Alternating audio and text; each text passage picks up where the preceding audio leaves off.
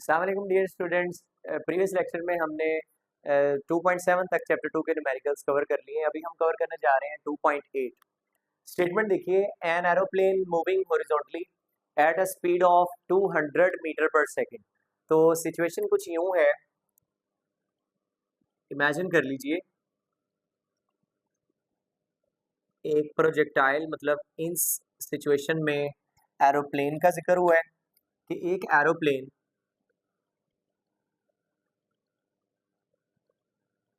Horizontally move कर रहा है बिल्कुल स्ट्रेट डायरेक्शन में, और वेलोसिटी इसकी गिवन है हमें ओनली अलोंग एक्स एक्सिस। उसने खुद कहा है कि हॉरिजॉन्टली मूव कर रहा है।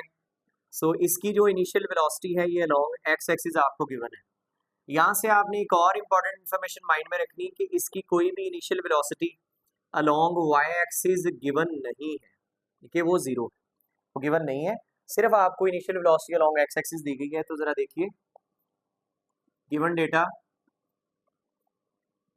initial velocity along x-axis which equals 200 metre per second, और initial velocity along Y axis given नहीं है। So v i by zero, इस इंफॉर्मेशन को हम यूज करेंगे। At a height of 8 kilometre, और इसकी वाई एक्सिस के अलोंग जो हाइट है ये वाई आप कह लीजिए, या s is equal to Y, ये आपको गिवन है, और ये है 8 किलोमीटर। अब किलोमीटर को आप मीटर्स में कन्वर्ट कीजिए, सो 8000 मीटर। सो ये आपको डिस्टेंस गिवन है। Drops a bomb on a target, तो यहाँ से एक बॉम्ब कहीं ड्रॉप किया गया है एक टारगेट के ऊपर। Let's say that building is the target point. सही है, ये लेट्स से एक टारगेट है, इसके ऊपर स्ट्राइक करवाना है। अच्छा जी, कहा जा रहा है find horizontal distance from the target should the bomb be release. Horizontal distance बताइए, जब यहाँ से लेके यहाँ तक का डिस्टेंस बताइए x, जहाँ से एक मतलब जो एरोप्लेन है उसको बम ड्रॉप करना चाहिए और वो जाके उसको स्ट्राइक करे। सो ये सिचुएशन आपको दी गई है। तो ज़रा देखिए, हमने horizontal distance s equals s x आप कह लें, ये ट्रेस करना है। अब इस पूरी सिचुएशन में हमने हॉरिजॉन्टल डिस्टेंस जो ट्रेस करना है उसके लिए डेटा आप देखें कौन कौन सा गिवन है। इनिशियल वेलोसिटी दी गई है अलोंग एक्स एक्सिस, और इसके अलावा डेफिनेटली जब ये यहाँ से कोई बॉम्ब वगैरह ड्रॉप करेगा और ये इस टारगेट को आगे स्ट्राइक करेगा तो डेफिनेटली इसे कुछ टाइम भी लगेगा। सो टाइम टी भी हमें चाहिए इस सिचुएशन को ट्रेस करने के लिए, और बॉडी या बॉम्ब जो है वो हाइट से नीचे आ रहा है। So acceleration due to gravity is positive 9.8 metre per second square. तो यहाँ आप अप्लाई कर लीजिए सेकेंड इक्वेशन ऑफ मोशन, क्योंकि इनिशियल वेलोसिटी, टाइम और acceleration due to gravity, second equation of motion हमें सूट करेगी। That is S is equal to we I T plus 1/2 A T square. इसको आप टू पार्ट्स में resolve करेंगे, क्योंकि Y axis वाला डेटा भी गिवन है और एक्स एक्सिस वाला भी। तो जो एक्स एक्सिस के लिए अगर आप इसे लिखें तो ये रिलेशन बनेगा, एस एक्स से रिप्लेस हो गया, V I X T plus 1/2 A X T square. हम ये जानते हैं कि प्रोजेक्टाइल मोशन में जो हॉरिजॉन्टल एक्सेलरेशन होता है it is always zero, because horizontally velocity में कोई चेंज नहीं आ रहा होता। सो ये फैक्टर हमारा कैंसिल आउट हो गया, x इक्वल आ गया V I X into T. अब आप देखिए कि अगर हम ये x डिस्टेंस ट्रेस करना चाहते हैं तो इसके लिए आपको initial velocity along x axis चाहिए जो ऑलरेडी दी गई है। टाइम नहीं गिवन, वो सेकंड इक्वेशन हमारी हेल्प करेगी। इसी को आप y एक्सिस के लिए लिख लीजिए, s is equal to Y V I Y T plus 1/2 A Y T square.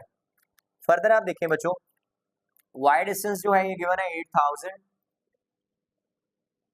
Kilometre था, 8 किलोमीटर था तो 8000 मीटर होगा। V I Y initial velocity along Y axis ये जीरो है, सो ये factor cancel out. 1/2 A Y G के equal है, और जी की वैल्यू आपको दी गई है दैट इज 9.8। इसको आप ए वाई वर्टिकल एक्सेलरेशन भी कह सकते हैं। So 9.8 into T square. इस इक्वेशन को रीअरेंज कीजिए टू 4.9, सो टी स्क्वायर अगर आप निकालें तो 4.9 इधर डिवाइड होगा, so 8000 divide by 4.9 is equal to T square by taking square root on both sides. यहाँ से आपको टाइम की वैल्यू मिल जाएगी और वही टाइम की वैल्यू जो है वो आपने इस इक्वेशन में पुट कर देनी है। सो x इज इक्वल टू, या इसको सिंप्लीफाई करें आप कैलकुलेटर से क्विकली और देखिए क्या आंसर निकलता है, फिर इसको यहाँ सब्स्टिट्यूट कीजिए, फिर फाइनल आंसर हमने निकालना है।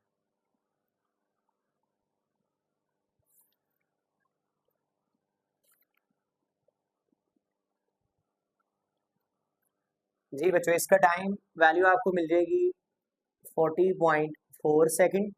तो यहाँ पुट कीजिए इनिशियल वेलोसिटीज 200 टाइम 40.4 सेकेंड, तो यहाँ आपको मीटर्स में फाइनल आंसर मिल जाएगा। तो इस तरह से आपका ये न्यूमेरिकल क्लोज हो गया। एक डिटेल्ड ऑब्जर्वेशन है, ये फर्स्ट केस बनता है प्रोजेक्टाइल वाले केस का, तो इसको जरा देख लीजिए। अच्छा नेक्स्ट आप देखिए बच्चों, numerical 2.9, why does range of projectile remains the same when angle of projection is changed from theta to theta prime। आपको ये कहा जा रहा है कि रेंजेस क्यों सेम रहती हैं अगर आप एंगल कुछ थीटा से चेंज करके इसको थीटा प्राइम को न्यू एंगल मतलब 90 माइनस थीटा कर दें। तो और फिर इन दोनों के लिए ये जो आपने कॉम्प्लीमेंट्री एंगल 0 और 90 डिग्री का जिक्र किया है कि लेट्स से थीटा कोई एंगल है और 90 में से वही एंगल माइनस किया जा रहा है, तो इनके लिए जो रेंजेस हैं वो 1 के इक्वल आप उनकी रेशो को प्रूव कीजिए। तो ये कुछ सिचुएशन है, ज़रा देखिए। गिवन डेटा है कि लेट्स से फर्स्ट एंगल है थीटा के इक्वल और सेकंड एंगल है थीटा 2 इज इक्वल टू, या थीटा प्राइम इसको कहा गया है। सो लेट्स से इसको आप कह लीजिए theta prime is 90 degree minus theta. तो ये आपको सिचुएशन गिवन है, लेट्स से इसको आप जनरली थीटा एंगल पिक कर रहे हैं। सो फर्स्ट एंगल है थीटा, सेकंड एंगल है 90 माइनस थीटा। इन दोनों के लिए रेंजेस के रिलेशन निकालिए। इसके लिए आप लिखिए आर रेंज का जो फार्मूला होता है v i square sine 2 theta divide by g. तो ये आर रेंज का फार्मूला है जब कोई एंगल थीटा इन्वॉल्व होगा। इसी तरह आपने इसको थीटा प्राइम के लिए कैलकुलेट करना है। थीटा प्राइम के लिए आप लिखेंगे सो रेंज भी न्यू आप लिखेंगे आर प्राइम, सो ये रिलेशन होगा वी आई स्क्वायर साइन 2 और आर प्राइम है so theta prime divide by g. अब वैल्यू पुट करें, r prime equals v i square sine 2 theta prime is 90 minus theta divide by g. Further आप इसको solve कीजिए, ये आ जाएगा v i square sine 2 into 90 that is 180 degree और 2 into theta ये सिंपल आप लिखेंगे साइन 2 थीटा डिवाइड बाय जी।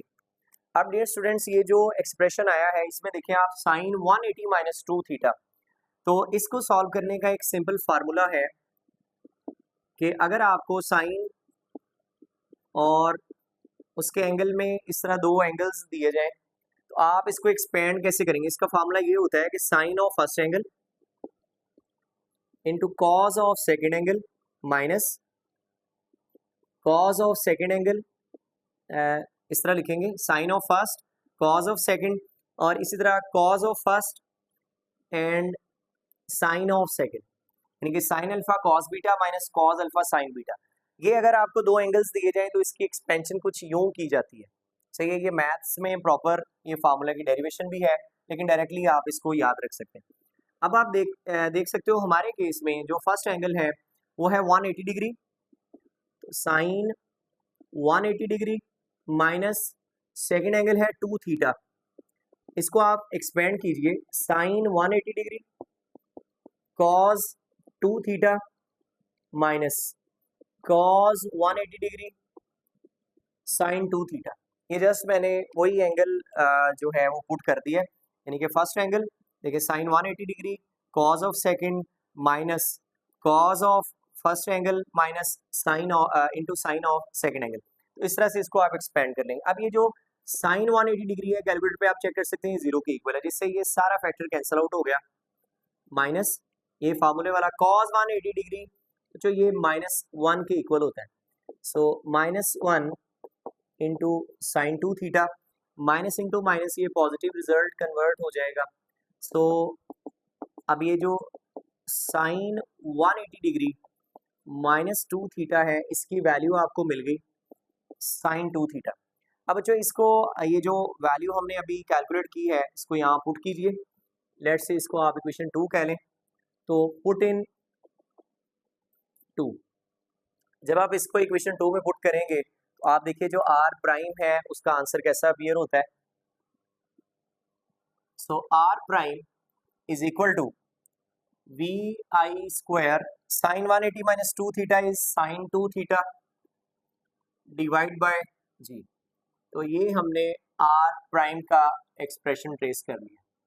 सो हम इक्वेशन नंबर 1 और इक्वेशन नंबर 3 को अगर कंपेयर करें तो हमने एंगल चेंज किया था, हमने 90 माइनस थीटा के लिए कैलकुलेशन की है और सिंपल थीटा के लिए ये कुछ रिजल्ट था। तो इन दोनों का इक्वेशन 1 और 3 से अगर आंसर कंपेयर करें तो राइट हैंड साइड इक्वल है। तो आप यहाँ से ये कह सकते हैं कि फ्रॉम 1 एंड 3 आप देख सकते हो कि इन दोनों की राइट हैंड साइड चूंकि सेम है तो left hand side must also be equal. So R is equal to R prime. Second में आपको ये कहा गया था कि इन दोनों की जो रेशियो है आर और आर प्राइम की 1 के इक्वल वेरीफाई कीजिए। तो आप इसी आर प्राइम को इस साइड पे मतलब दोनों साइड पे अगर आप आर प्राइम से डिवाइड कर दें तो R by R prime is equal to R prime by R prime. तो दोनों तरफ मैंने आर प्राइम से कैंसिल जो है डिवाइड कर दिया, ये इससे कैंसिल आउट हो गया। सो आर बाय आर प्राइम 1 के इक्वल आ गया। ये सेकंड जो इसमें हमने वैल्यू डिराइव करनी थी वो भी हमने कर दी। तो इस तरह से बच्चों ये आपके 9 न्यूमेरिकल्स कवर हो चुके हैं। नेक्स्ट लास्ट लेक्चर होगा न्यूमेरिकल्स का, उसमें हमारे रिमेनिंग 3 न्यूमेरिकल्स होंगे। तब तक के लिए अल्लाह हाफिज़।